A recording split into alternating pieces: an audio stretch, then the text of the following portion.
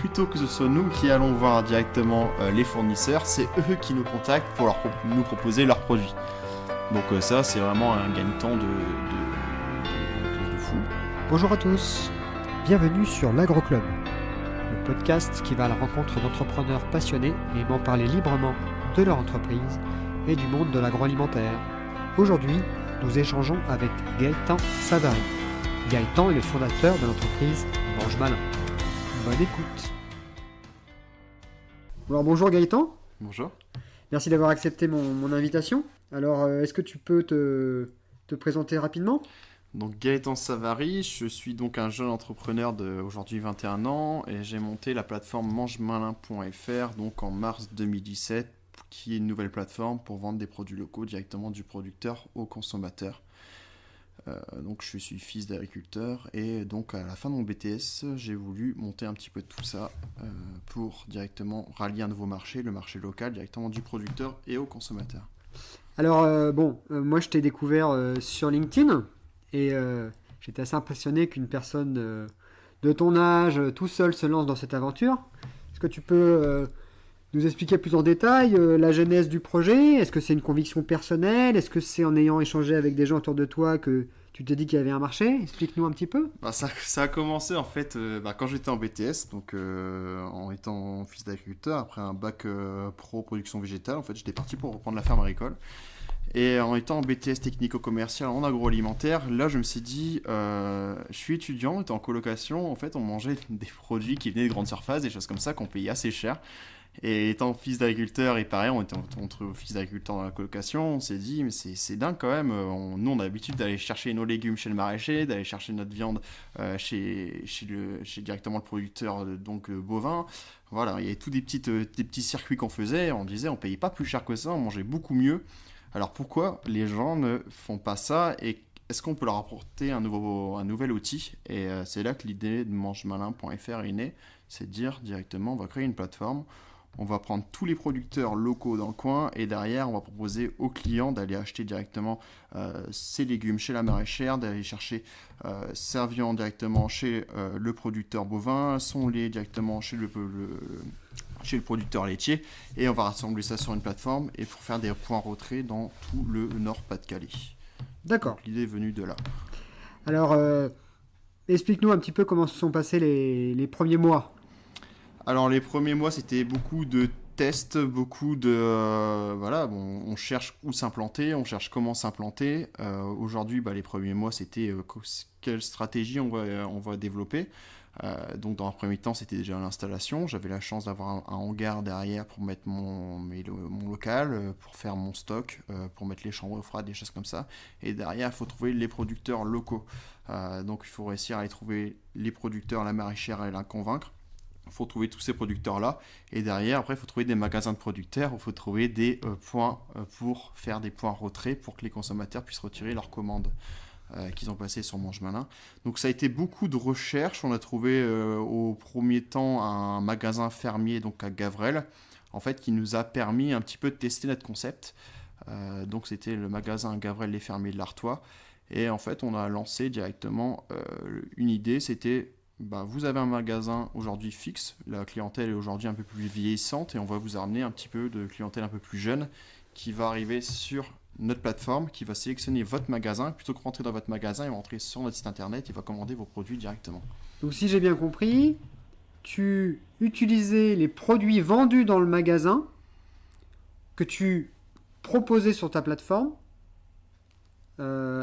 aux consommateurs, c'est ça En fait, c'était le magasin en ligne, finalement d'un vrai magasin. C'était en fait le magasin en ligne du vrai magasin. En fait, ça nous permettait d'essayer un petit peu notre plateforme pour nous dire, voilà, aujourd'hui on a fait un site d'une première version. On a vu un petit peu, avant de se lancer un petit peu partout, à Arras, à Lens, comme on est aujourd'hui.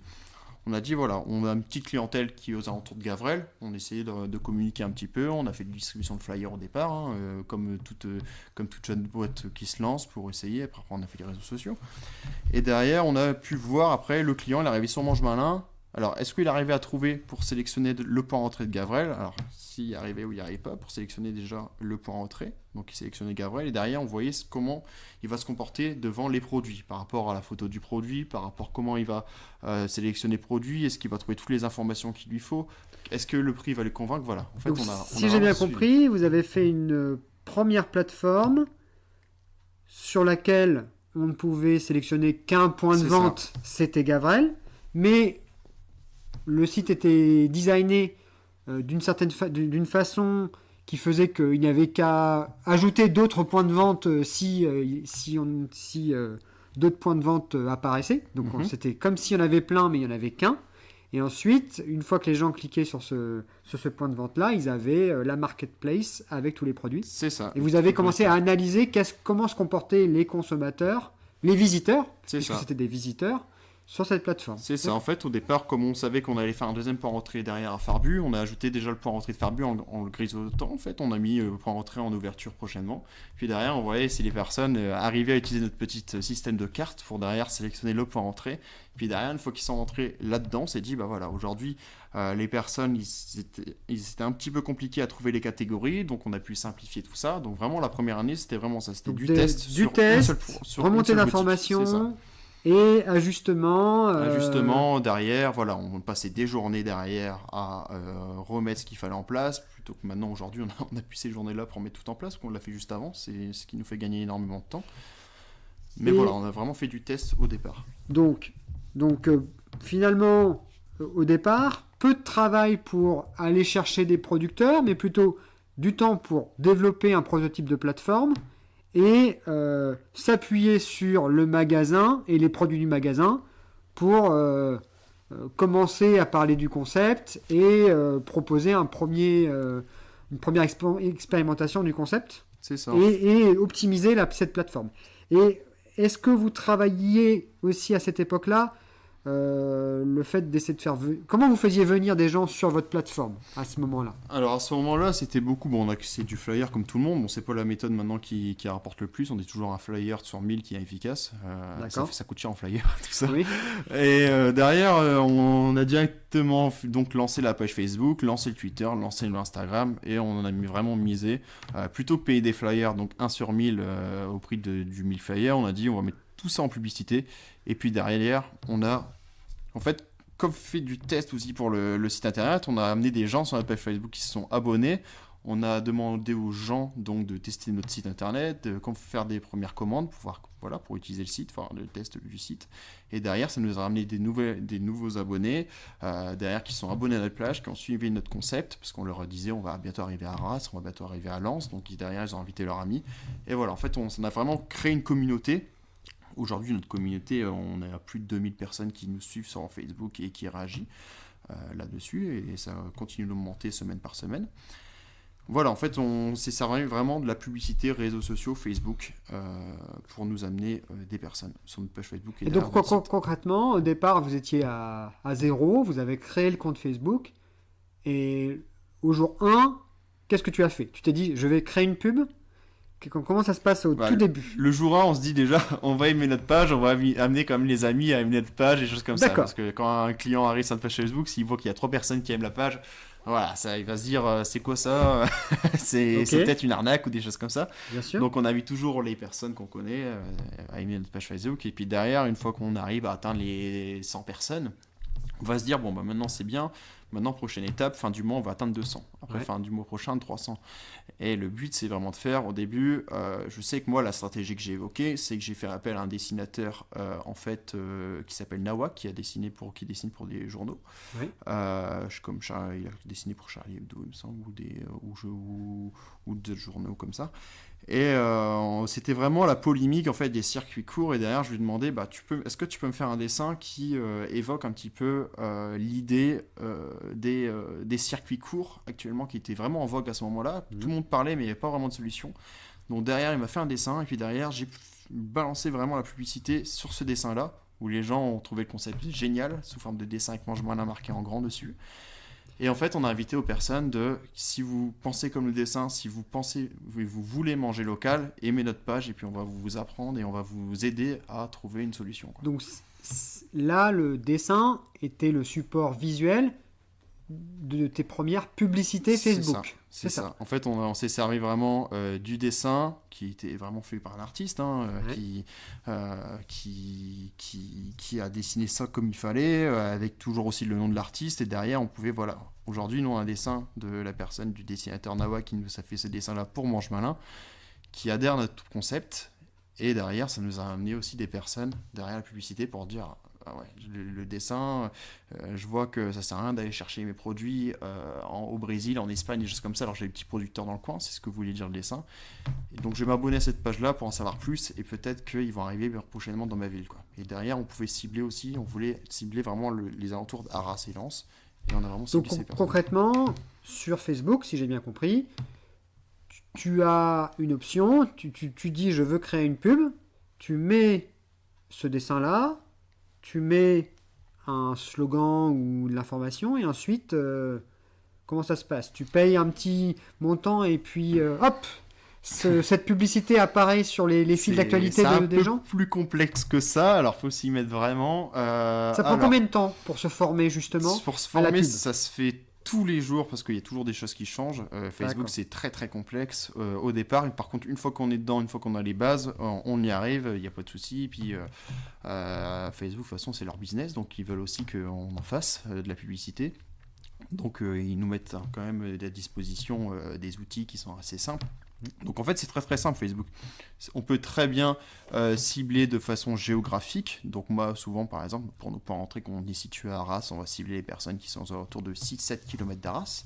Donc tu peux définir en fait des filtres, des gens qui vont voir ta publicité. Ça. On va dire tu vas nous trouver des personnes qui habitent à 7 km d'Arras, dans les alentours de 7 km d'Arras. Okay. Et on va dire ces personnes là on veut qu'ils aiment déjà, donc Facebook va dire moi je peux te proposer des personnes qui aiment telle page, donc mais ça peut même être un concurrent qui aime une page qui aime une page qui vend des produits locaux, qui aime de notre façon des drives de supermarchés. Voilà, nous on va pouvoir cibler par rapport à ça, et derrière on va vraiment cibler des personnes qui habitent aux alentours de 7 km d'Arras, qui aiment faire leurs courses au drive de supermarché, mais qui aiment bien manger sain et manger local, et qui recherchent ces solutions-là. En fait, si on veut très bien prendre l'exemple, on peut très bien dire, il y avait une affaire en Amérique pour ça, voilà, on veut cibler, on vend par exemple des berceaux, on va dire, je veux cibler les personnes qui viennent d'avoir un enfant. On peut très bien faire des ciblages comme ça. C'est vraiment des ciblages. Peux le faire, Ah, c'est très très poussé.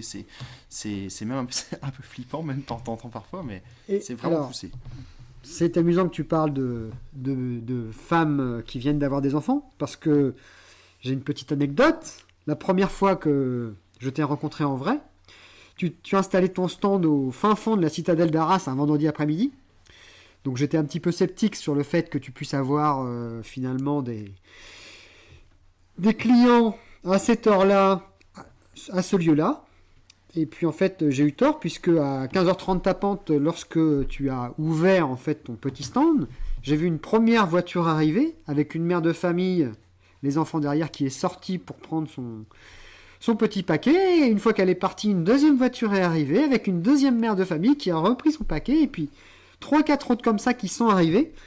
Donc c'est assez impressionnant comment finalement ce travail via les réseaux sociaux permet de cibler exactement la niche de consommateurs auquel ton service répond à un vrai besoin, et comment ensuite finalement le lieu importe peu. Quand tu apportes une valeur, les gens, tu leur dis où est-ce que tu seras, et les gens viennent. Ouais, c'est ça, c'est exactement ça. C'est ce qui se passe. Ça, on est vraiment aidé en sachant que maintenant, maintenant qu'on a atteint plus de 2000 personnes sur notre page Facebook, Facebook va nous dire, à lui tout seul, va nous dire, ta niche, c'est des personnes. Donc nous, notre niche, c'est la femme, donc mère de famille, qui est entre 24 ans et 50 ans. C'est vraiment notre niche que Facebook nous propose. On dit, les personnes il y a 80% de nos abonnés, c'est ça. Donc on va essayer de convaincre ces personnes-là. On va leur dire, vous pouvez manger mieux, vous commencez à avoir une petite famille, donc vous pouvez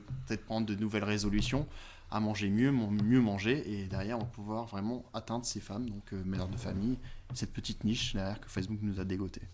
En plus, ce qui est intéressant, c'est qu'une fois que tu as cette niche, en termes de de lieux où tu vas proposer les produits ou des potentiels partenariats que tu pourrais mettre en œuvre, tu peux aller directement cibler des lieux ou des écosystèmes où ces gens sont. Par exemple, Cité Nature, bah, effectivement, c'est un endroit où les jeunes mères de famille peuvent aller avec leurs enfants. C'est Donc, ça. installer un stand un samedi après-midi, et là-bas est hyper pertinent parce qu'ils vont pouvoir à la fois aller à Cité Nature et en plus récupérer les produits locaux en repartant ou en arrivant. Donc, Ouais, c'est c'est finalement le cœur du problème, c'est trouver ta niche de clients et ensuite, une fois que tu la comprends et que tu sais qui c'est beaucoup plus facile finalement. Ah ouais, non, mais de toute façon, aujourd'hui, tout est possible à automatiser, tout est possible à trouver le client. Enfin, je pense qu'on en parlera peut-être après des différentes techniques qui sont mises en place par Facebook ou par d'autres systèmes pour trouver ces clientèles-là.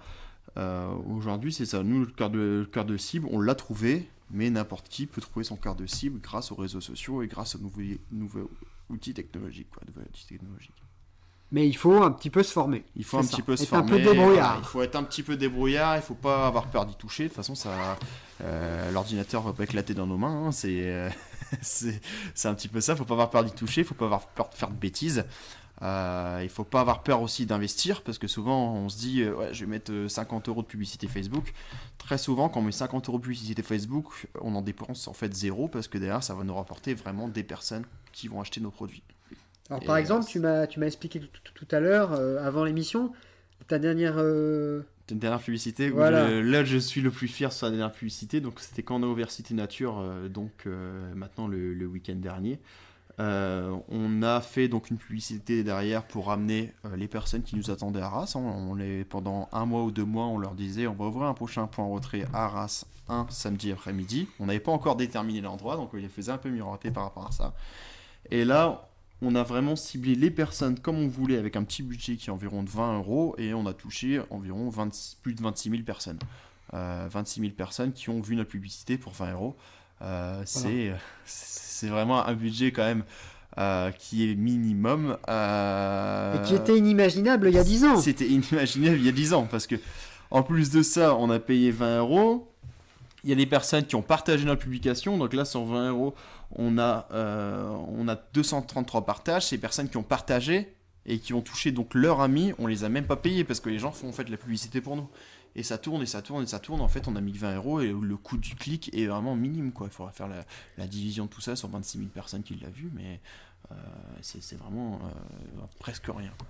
Alors, là, tu nous expliques que finalement, tu fais un petit peu de pub, mais rapidement, parler, partage, tes consommateurs deviennent ta force de vente, finalement. Et tu m'expliquais aussi que pour rechercher en fait de nouveaux fournisseurs, les réseaux sociaux aussi sont facilitateurs. Explique-nous un petit peu. Bah c'est ça, parce qu'en fait, c'est ce que je disais tout à l'heure, en fait on passe peut-être 2 heures, 3 heures par jour sur les réseaux sociaux, et bien souvent, en fait on les perd pas ce temps-là pour aller chercher de nouveaux fournisseurs. Souvent les fournisseurs vont entendre parler de nous parce qu'ils sont eux aussi sur les réseaux sociaux, parce que eux aussi doivent manger, hein. Nous c'est notre filière, hein. C'est de l'alimentation locale.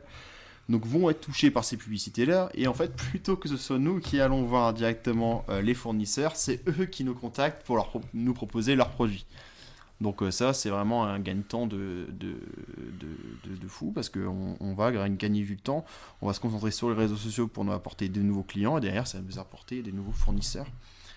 Et ça, c'est inimaginable parce qu'on va gagner de la crédibilité, parce qu'on a des personnes qui aiment nos publications, qui aiment notre page Facebook, qui parlent de nous, et derrière les fournisseurs vont dire bah voilà, pour vendre mes produits, il faut que je sois sur cette plateforme-là. Et ça, c'est vraiment le top du top, quoi.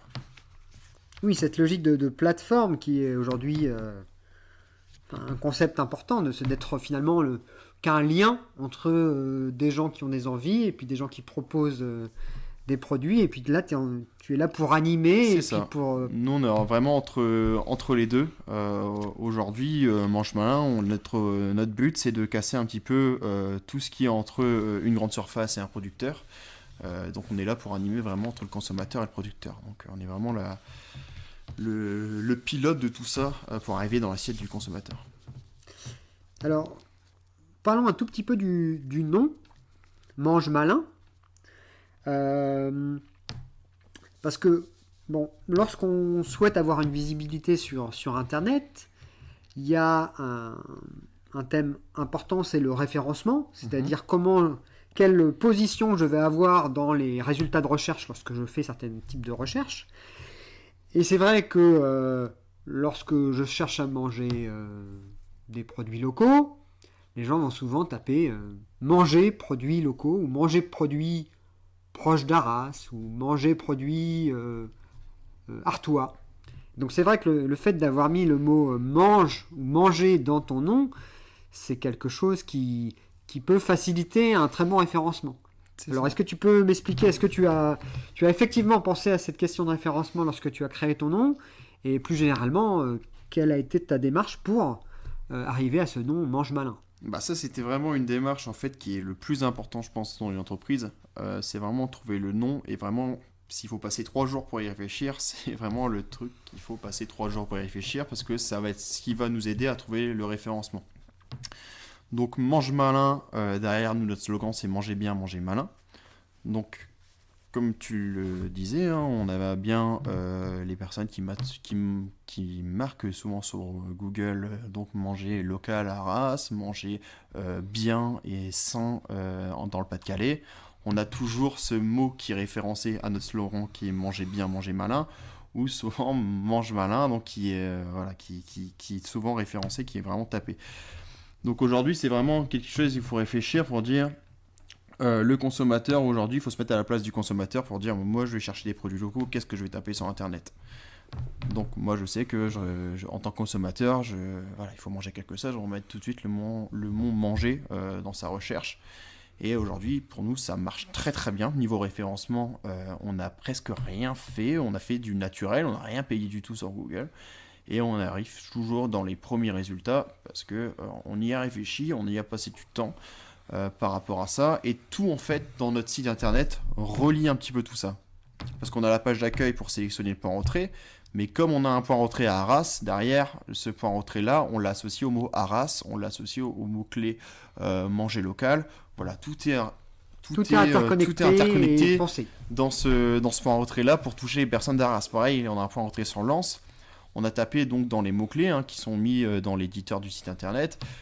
Donc Lens, manger local, toujours les mêmes mots-clés qui se raccordent en fait au site internet. Alors vous allez très bien mettre, si vous voulez, sur internet manger local à Lens. On va avoir mange malin directement, Lens qui va apparaître pour que les personnes puissent cliquer directement sur notre site internet. Et va même pas sélectionner son point d'entrée, il va directement tomber sur la boutique de Lens, de Mange Malin Lens. D'accord. Et tout est connecté comme ça pour être vraiment dans les premiers. Et il ne faut pas hésiter aussi à se lancer dans de la rédaction. Je sais que dernièrement, j'avais fait un article 5 raisons de bien manger et manger local. Et je sais que maintenant, je suis assez étonné. J'avais mis, je pense, raison de manger local dans le Pas-de-Calais. On arrive en position 0, c'est-à-dire Google qui a fait une nouvelle mise à jour. On arrive en fait dans vraiment un bandeau qui nous dit cliquez ici pour savoir les 5 raisons de manger local. Et on arrive sur Mange Malin. Donc il ne faut pas hésiter à se servir aussi de blog sur son site internet ou de contenu vraiment plus poussé pour toujours rabâcher les mots. Tu manger local, manger malin, faut toujours rabâcher aussi le nom, la marque pour que ça imprègne dans la tête des personnes. Il faut toujours 7 fois pour que la personne se souvienne de nous.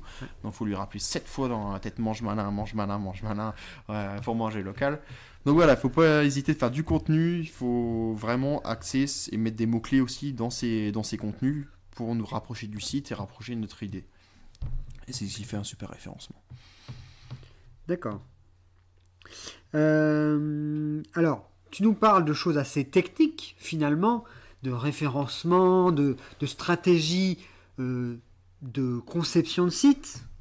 Et je suppose que, au départ, tu n'avais pas trop la compétence. Et puis moi, si je suis chef d'entreprise et que je souhaite faire ça, même si j'ai l'intuition de ce qu'il faut faire, je n'ai pas la compétence. Alors, comment toi, tu t'es organisé? À qui tu as fait appel?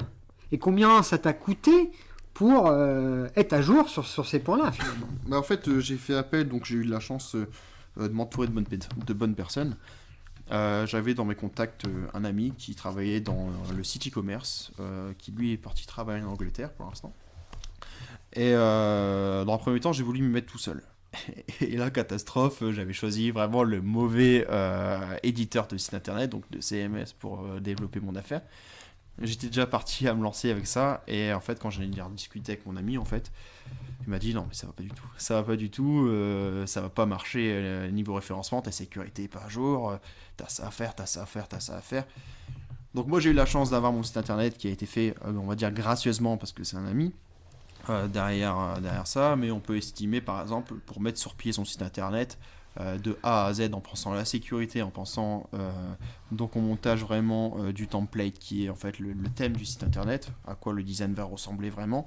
On doit compter environ dans les 1000 euros, 1000, oui, un petit 1000 euros, 1500 euros si on ne fait pas appel. Incluant la marketplace? Incluant vraiment en fait le design du site internet, la sécurité du site internet, incluant oui la marketplace pour gérer son site internet, pour pouvoir mettre des produits. Le Voilà. back-office aussi Le pour que back-office, toi tout aussi. ça. 1500 euros. 1500 euros, on va dire, ouais, je suis dans les environs de 1500 euros si j'avais fait appel vraiment à une entreprise. Un freelance, Aujourd'hui, par exemple. un freelance, je pense que là, aujourd'hui, je serais dans 1500 euros, à laquelle il faut rajouter après des nouvelles choses. Oui. Parce qu'en fait, l'éditeur que moi je dis est PrestaShop.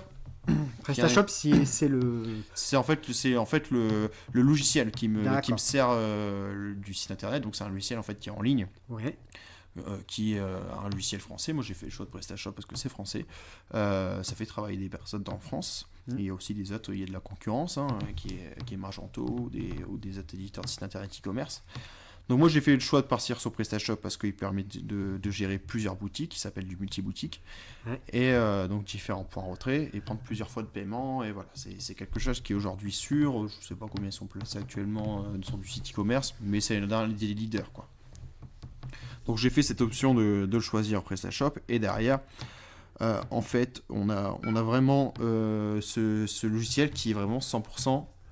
On a vraiment ce logiciel qui est 100% gratuit à la base. Donc on va installer PrestaShop. PrestaShop va nous donner en fait un thème qui est 100% gratuit, un thème que tout le monde a quand il installe PrestaShop. Donc soit on peut garder ce thème là, mais là c'est un petit peu bête parce que tout le monde qui a PrestaShop va faire le même thème.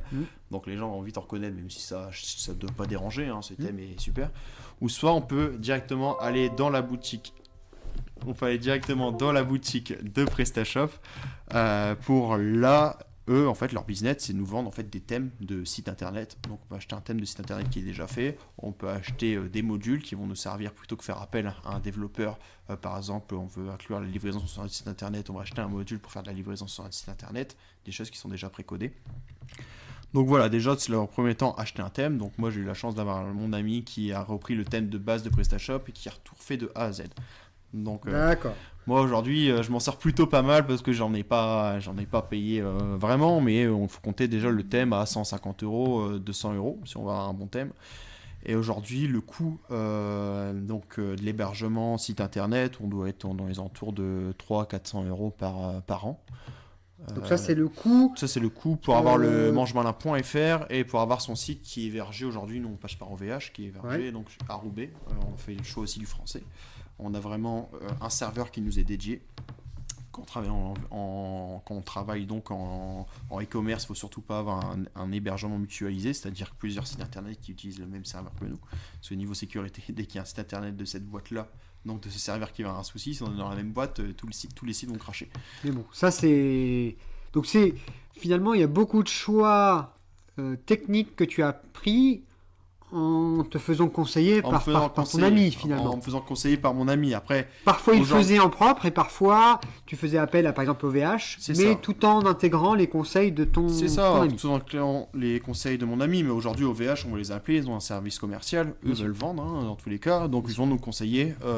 Clairement, c'est une société française, c'est des leaders aujourd'hui dans l'hébergement de sites internet. Donc, moi, je sais qu'un site internet aujourd'hui, je veux que mon site internet soit sécurisé, donc j'ai pris en fait ce qui s'appelle un VPS, en gros j'ai en fait une boîte chez eux OVH qui est juste mon site internet dedans. Il n'y a pas d'autres sites internet qui peuvent être attaqués et du coup attaquer mon site.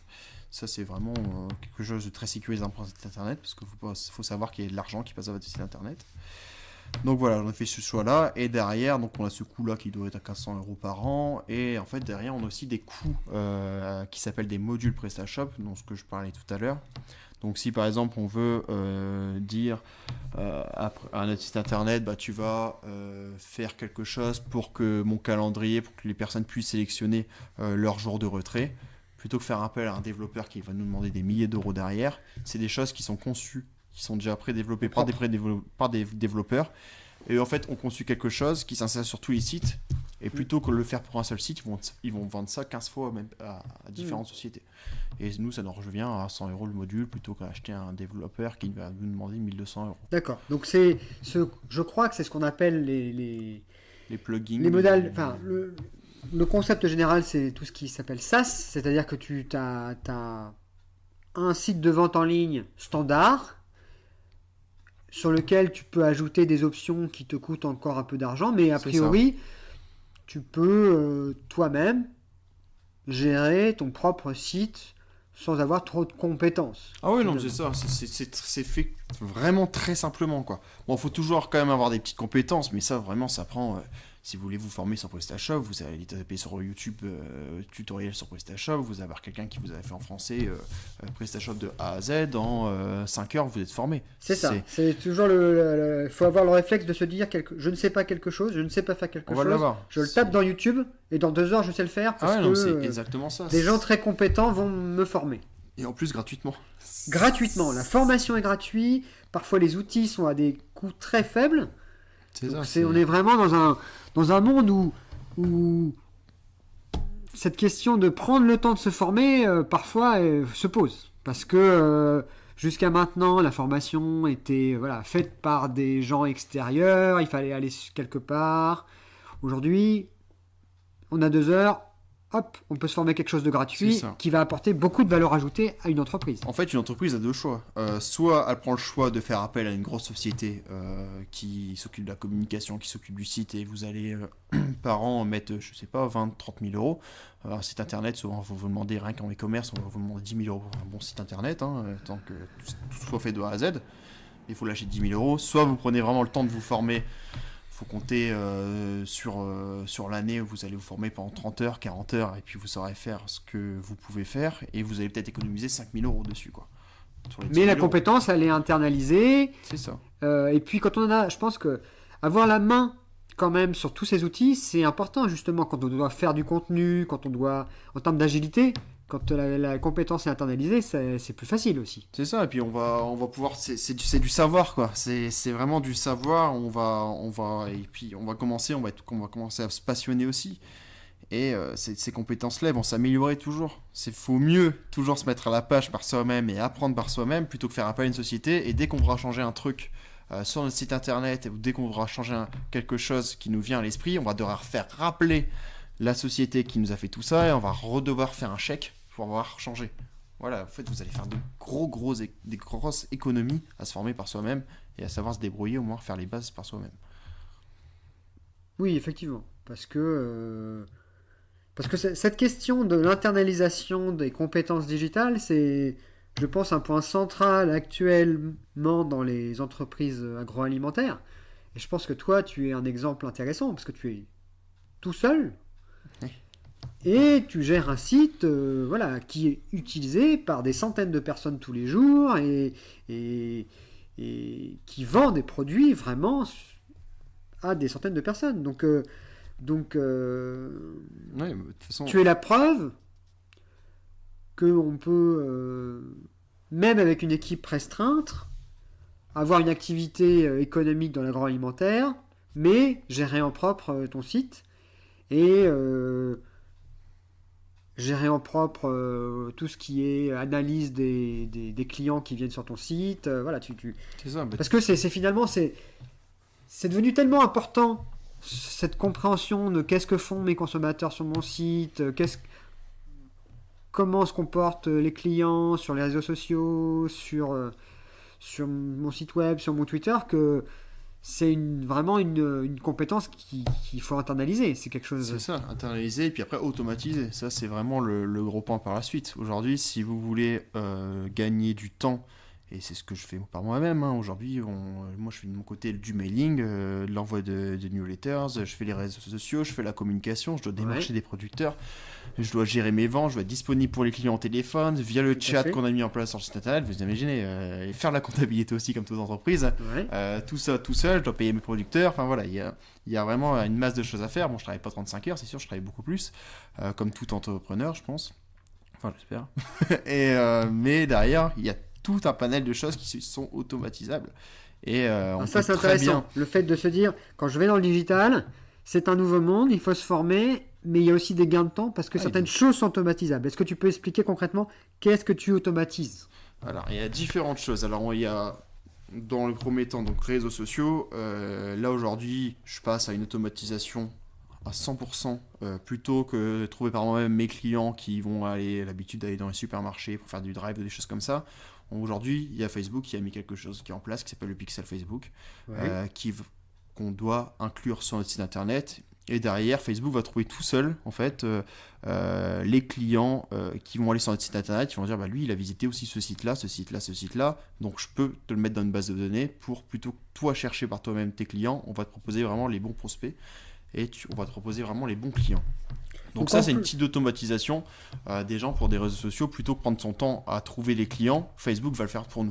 Donc tout à l'heure, tu expliquais que quand tu créais une pub Facebook, tu pouvais faire certains filtrages. Et là, tu m'expliques que Facebook, en plus de prendre en compte tes filtrages, va aller automatiquement regarder qui est-ce qui vient sur ton site, analyser un petit peu qui sont ces gens, et finalement cibler ces gens sur leur compte Facebook à eux. C'est ça. En leur poussant tes publicités à toi. C'est ça. En fait, on va prendre l'exemple de la personne qui vient d'avoir un enfant. Cette personne nous, on est un vendeur d'oursons en peluche. On va prendre l'exemple. On sait que une personne est venue sur notre site internet. Facebook va dire, en fait, il a été visité quelque chose qui vend des berceaux ou des choses comme ça. Donc on va dire, c'est vraiment quelqu'un qui vient d'avoir peut-être un enfant. Et on va devoir te le proposer pour derrière aller la recibler derrière. Donc ça, aujourd'hui, c'est une automatisation qui se fait le mieux. Aujourd'hui, Facebook connaît la vie privée de tout le monde. Ça peut faire peur par rapport à ça. Mais c'est vraiment le seul média aujourd'hui, encore plus sous Google, qui connaît vraiment la vie privée de tout le monde. Donc on va faire cibler à 100% ses clients par rapport à ça, grâce à ce pixel Facebook que j'essaie de mettre en place le plus rapidement possible, parce que c'est vraiment un outil, j'ai commencé à le mettre en place, mais c'est un outil qui demande un petit peu de temps, et là il faut faire appel à un développeur, parce que c'est un système quand même qui demande un peu de temps, un peu de connaissances. Mais c'est vraiment un système, une fois qu'il est installé chez vous, vous n'avez plus rien à faire. C'est Facebook qui va gérer tout seul, qui va trouver le prospect, et derrière va vous le proposer pour faire de la publicité, et c'est 100% gagnant là-dessus. Donc vous n'avez plus finalement qu'à dire je veux que ça coûte 20 € par mois. C'est ça. Vous mettez un montant et il va directement utiliser toute la technologie Facebook pour... il faut créer des publicités, mettre un montant, et puis c'est lui qui gère de façon intelligente pour les mettre aux bons endroits. Et c'est ça. Et puis même Facebook qui va être connecté grâce à ce pixel au site internet va dire, voilà, moi je t'ai fait une publicité qui t'a coûté 20 €, et cette publicité, elle t'a rapporté 150 € d'achat dessus. Parce que Facebook veut savoir du coup votre site internet, ce qu'il a rapporté, ce qu'il a vendu. Donc il va pouvoir faire aussi la comparaison, et puis après derrière s'améliorer encore et encore par rapport à ça. Avec de l'intelligence artificielle. C'est ça, c'est des algorithmes Facebook qui passent sur le site internet et qui sont connectés au panier de Facebook et qui vont renvoyer l'information sur votre compte Facebook. Donc on a déjà cette chose-là, cette automatisation-là. Après, il y a l'automatisation numéro 2 que là j'ai utilisé qui est mis en place donc, pour du mailing. Moi je travaille avec Sendinblue, il y a Mailchimp, il y a différentes... Donc ça veut dire que, voilà, pour expliquer, tu as une base d'emails de clients que tu as récupéré a priori sur les réseaux sociaux ou réseaux sociaux, ou des personnes en fait via les réseaux sociaux qui sont inscrits sur mon site internet. Donc tu as une base de mails. Ils ont laissé leur email, ils ont bien accepté parce qu'on a obligation, ils ont bien accepté de recevoir des newsletters. Ou des SMS. Bon, là, on n'est pas encore porté là-dessus, mais on va bientôt le faire. Donc, ils acceptent là-dessus. Je veux bien recevoir des newsletters par Mange Malin, et puis en échange, on leur donne un petit pourcentage de réduction. Mais derrière, on récupère l'email d'un prospect. Donc, derrière, nous, on travaille donc, avec la plateforme Sendinblue qui est connectée à notre site internet. Donc, il y a une collaboration qui s'est faite entre PrestaShop et Sendinblue. Donc, là encore, il y a une certaine automatisation, parce que tu n'as pas à prendre un fichier Excel avec tes adresses et le mettre sur Sendinblue. C'est Ça va directement de PrestaShop. sur Sendinblue. C'est ça. Voilà. En fait, c'est ça le but, c'est qu'on installe en fait un petit module là qui est gratuit, qui est payé par Sendinblue. On va l'installer sur notre site internet et derrière, le site, dès qu'on a une inscription et la personne a accepté de s'inscrire à la newsletter, ça va nous l'envoyer sur le back-office, donc sur le site internet de Sendinblue. Et en plus de ça, ça va nous dire, cette personne-là, elle a fait autant d'achats, sa dernière achat c'était de telle semaine à telle semaine, voilà, ses habitudes de consommation, des choses comme ça qu'on pourra réutiliser derrière pour une newsletter. Donc voilà, c'est vraiment une automatisation déjà première pour du mailing. On a pu à exporter sur un fichier Excel et rapporter sur un autre fichier Excel. Donc il y a Sendinblue, il y a Mailchimp, il y a Sarbacane, voilà, il y a différentes plateformes comme ça qui existent. Donc on a cette automatisation là de l'import client et derrière on a aussi l'automatisation donc qui est très récente sur Sendinblue. On va pouvoir faire des tunnels en fait, des tunnels d'envoi de messages. Donc on va voir. Scénarios. C'est des scénarios, c'est ça. On a vraiment des scénarios où on va dire, voilà, Sendinblue, on va commencer ensemble. Moi, je veux que la personne donc qui s'est inscrite sur mon site internet, donc tu vas lui envoyer un message donc pour lui remercier de s'inscrire à la newsletter, de bienvenue. Tu vas lui expliquer le site. Si jamais ces personnes-là, elle a pas commandé dans les 5 jours, tu vas lui renvoyer un nouveau message et tu vas lui dire, pour votre première commande, je vais vous accorder 5 à 10%. Si elle a commandé, tant mieux. On n'a pas lui accordé les 5 à 10%. Si elle n'a pas commandé, tant pis, on va essayer de la rechercher une seconde fois pour lui dire on va vous accorder 5 à 10% pour essayer. Et donc, pour bien l'expliquer, toi, ton travail, c'est tu as créé un email type de bienvenue, un email type pour ces gens qui n'auraient pas commandé. Et tu as juste à mettre dans le logiciel, si la personne n'a pas commandé dans les 5 jours, envoie-lui ce mail. Et donc, finalement, ensuite, tout se fait automatiquement, tu n'as plus à toucher à cela. C'est ça, en fait je règle clairement la personne qui s'inscrit sur le message de bienvenue. Sendinblue dit voilà, qu'est-ce que je fais après? J'envoie 5 jours après un nouveau message ou j'en envoie pas, donc on peut lui dire si elle n'a pas commandé dans les 5 jours, tu vas lui renvoyer une promotion de 10%. Si elle n'a pas recommandé, par exemple dans la semaine ou 2 semaines après, on va pouvoir lui renvoyer un nouveau message pour savoir ce qui l'intéresse vraiment. Donc ça veut dire que Sendinblue va chercher de l'information de PrestaShop, c'est ça, pour savoir si ces personnes-là ont commandé. Et s'ils n'ont pas commandé, il y a les envois qui sont faits de façon automatique. C'est ça. Donc, tu as une grande entreprise qui travaille pour toi. Qui travaille pour moi automatiquement, en plus à faible coût. Et en plus de ça, Sendinblue, c'est totalement personnalisable. Donc, vous avez la base de données PrestaShop qui arrive sur Sendinblue. Vous pouvez très bien dire bonjour, prénom, nom. Et le bonjour, Monsieur Dupont, qui va s'y mettre, qui va en plus être personnalisé à 100% client. Il faut savoir que maintenant, les personnes reçoivent tellement de mailing par jour que si vous n'avez pas un mailing qui au moins dire bonjour un tel, veuillez profiter de notre édition, il faut que la personne se sente visée, qu'elle se sente important. Donc ça c'est aussi très important avec Sendinblue, c'est qu'on peut vraiment personnaliser l'email de A à Z. Et pour un faible coût, je pense que l'abonnement de Sendinblue à l'année, je dois payer peut-être 35 € par an. Voilà. Ça coûte pour 40 000 emails par mois, donc je ne les fais pas encore. Si je vais les faire, tant mieux, j'augmenterai mon abonnement, mais pour l'instant 40 000 emails par mois, il faut déjà les faire, quoi. C'est ça. Donc si on devait résumer ce qu'on appelle un peu le tunnel d'acquisition, parce que c'est du langage de marketing mais qui est maintenant hyper important, le point de départ, on va dire, c'est la publicité Facebook, les partages de gens qui sont déjà consommateurs sur Facebook et les recherches sur Google de gens qui vont taper mange malin, des choses comme ça. C'est ça. Premier point. Ensuite, de ces gens-là, il y a des gens qui vont être tout de suite prêts à acheter, donc ils vont tout de suite acheter peut-être sur la plateforme, et d'autres qui seront moins encore convaincus, mais qui seront intéressés par avoir de l'information. Donc là, soit ils vont te suivre sur Facebook et Twitter,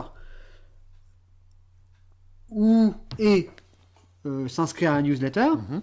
Et ces gens-là, tu vas continuer à un peu les alimenter en informations pour les faire devenir des consommateurs, soit par des newsletters, on va dire, d'offres spéciales pour essayer de les inciter à acheter, ou alors tu vas aussi les abonder en informations via les réseaux sociaux pour peu à peu essayer de les convaincre d'acheter. C'est ça. Et puis on va derrière en plus relancer les personnes, parce que les personnes qui n'ont pas commandé depuis par exemple 2 mois, voilà, dire bah voilà, vous les recommandez, on va vous revoir, on vous met 5% de réduction derrière pour recommander, pour retrouver le prospect.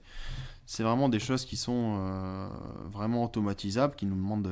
Je sais qu'une newsletter ça dure peut-être en comptant la rédaction et en comptant donc l'automatisation, mettre le prénom, non, ça se fait très facilement. Je pense qu'en 1h30, en mettant les images, en faisant une belle newsletter, on l'a fait quoi. Puis derrière, on peut programmer derrière l'envoi de la newsletter par rapport à l'horaire. C'est ça. Donc finalement, en une demi-journée pour écrire 2-3 emails et en définissant les automatisations, tu as géré tout ce qui est prospection commerciale finalement et relance de ton site. Quoi. Ah ouais, non, mais c'est exactement ça. Moi, je prends un peu l'exemple. J'avais pris peut-être 3-4 jours de congé où j'étais pas du tout, j'étais quand même en déconnecté d'Internet. C'est très très compliqué quand on est dans l'e-commerce. Je sais qu'avant de partir, je m'étais dit, voilà, je passe une journée, voire carrément une soirée où j'automatise tout de A à Z. Facebook, c'était automatisé pour que les publications sortent de tel jour vers les 18h, enfin quand les personnes sont plus souvent chez eux. Les newsletters, c'était pareil, tout est automatisé. Voilà, je suis parti, moi, pendant mes 3-4 jours de vacances, tout est parti automatiquement et j'ai eu des ventes par rapport à ça, sans toucher. C'est un truc important aussi, c'est le fait que voilà, les Facebook, que ce soit Facebook ou Twitter, il y a aussi des outils pour planifier et automatiser de la publication de contenu. Voilà, lorsque vous n'êtes pas là. Et donc, même si pendant un week-end vous ne travaillez pas, si vous avez défini des horaires et des contenus à envoyer, eh bien ces contenus vont être publiés et donc ça vous permet d'exister en fait sans être là. Et donc aussi cette logique d'automatisation, elle se fait aussi sur les réseaux sociaux. Et donc tu as des noms d'outils que tu utilises justement pour automatiser ? J'utilise le plus simple du monde. Facebook le permet de le faire via la plateforme Facebook. On peut très bien planifier les publications. Aujourd'hui, Twitter, je le fais sans planification parce que c'est toujours dans ma poche et je suis extrêmement Twitter. Et puis, je tweete souvent avec Mange Malin. Du coup, je préfère faire vraiment du tac au tac parce que Twitter, c'est vraiment un outil des réseaux sociaux qui est complètement différent. Puis Instagram, il faut vraiment avoir la photo sur la main pour faire la photo. Donc, mais vraiment, aujourd'hui, je planifie beaucoup avec Facebook, donc directement via la plateforme qui met en place ça, même pas besoin de connaissances. Avant de publier, il y a une petite flèche qui se met à côté de publier. On peut planifier donc la publication et puis derrière, on peut aller voir sur Facebook les statistiques pour savoir quand nos visiteurs sont en ligne directement sur Facebook. Pour savoir quand planifier. Donc moi je sais que c'est environ vers 19h qu'il faut que je mette une publication, ou entre midi quand les gens sont au poste du midi. Donc tu as analysé les moments auxquels tes posts sont lus. C'est ça. Et donc tu sais maintenant que c'est à 19h et à midi qu'il faut que tu Je sais que moi à midi ou à 19h ou vers 7h30 du matin, il faut mettre une publication. Je remets souvent 3 fois par jour, c'est à 7h30 du matin, à 12h30 et vers 19h30. Aux pauses finalement. Lorsque les gens sont dans les transports et à la pause du midi. C'est ça. En fait, le gros avantage de ça, c'est que plutôt que d'acheter des applications qui sont très très très chères, c'est que vous mettez un post sur Facebook. Aujourd'hui, tout le monde a Facebook dans son téléphone. Il va se lever le matin, le premier réflexe qu'on a avant de faire même embrasser sa femme, on va ouvrir le téléphone et puis on va ouvrir Facebook. Donc vous allez vraiment être la première chose que la personne va voir de la journée, donc au matin. Poste du midi, c'est la même chose. Et au soir, c'est la même chose. Donc on est vraiment ciblé par rapport à ça. Vous allez voir vos statistiques Facebook, vous allez voir quand vos personnes sont connectées sur votre page Facebook, sur Facebook. Et derrière, vous allez leur mettre leurs publications quand ils sont présents, quand ils sont disponibles. Ça sert à rien d'envoyer une publication à 3h du matin, quoi. Alors on a parlé d'analytics, on a parlé de ton canal, de ce qu'on appelle l'engagement en fait des futurs consommateurs et des visiteurs. Comment tu interagis avec justement tes visiteurs et tes consommateurs? Tu réponds à tout? Comment ça se passe au niveau des questions qui sont posées ou des gens qui sont pas contents? Comment tu gères ces choses-là? Alors ça, il faut avoir des nerfs d'acier. Ça, il y en a toujours des personnes qui sont pas contents, des personnes qui veulent avoir une réponse plus vite possible. Donc nous, on répond aujourd'hui à 100% des messages sur Messenger qui est Facebook. Donc les personnes peuvent nous envoyer des messages via notre page Facebook. C'est même le plus simple du monde parce qu'on y répond souvent dans la minute. Avec l'application qu'on a sur les téléphones qui est gestionnaire de page, qui est développée par Facebook, enfin une application pour gérer sa page Facebook. Donc derrière une notification, on répond depuis son téléphone, on est toujours connecté. On peut se mettre en mode absence, mais nous on est toujours en ligne. Ensuite, on a aussi le chat sur notre site internet qui permet aussi à nos consommateurs de discuter avec nous en ligne. J'ai vu ça. Il y a beaucoup, maintenant, sur beaucoup de sites, il y a un petit chat pop-up là qui sort et qui permet aussi d'engager la conversation avec n'importe quel visiteur du site. En fait, on peut voir directement sur ce chat les personnes où elles sont actuellement sur le site. Si on voit qu'ils sont sur beaucoup de pages d'un seul coup et qu'ils cherchent des choses, on va ouvrir une petite pop-up pour leur dire est-ce qu'on peut vous aider. Donc en fait, finalement, tu espionnes les gens qui visitent ton site et puis au moment opportun, s'ils bloquent sur une page, tu peux ouvrir ce petit pop-up et dire bonjour, vous êtes bloqué à telle page. Que se passe-t-il ? C'est pas vraiment de l'espionnage parce qu'on ne sait pas qui est derrière l'écran, mais ça permet d'aider les personnes et d'aider à prendre la décision de savoir est-ce qu'il faut commander ou pas. Et d'un seul coup, on va avoir une petite pop-up qui s'ouvre pour dire est-ce qu'on peut vous aider. Ah bah oui, je me renseigne sur ce produit-là, j'hésite à l'acheter. Et on peut vraiment créer un lien entre le client et puis vraiment en direct, quoi. Ça, c'est très intéressant. Et puis quand on est hors ligne, ils peuvent nous envoyer un message directement. Ça arrive sur notre boîte email. Là, c'est pareil. On répond vraiment dans la demi-journée. L'email est répondu, quoi. Donc aujourd'hui, on utilise vraiment pour communiquer en direct beaucoup Messenger, beaucoup de notre chat sur notre site internet. Et après, Twitter, et on a toujours des petites discussions qui se font là.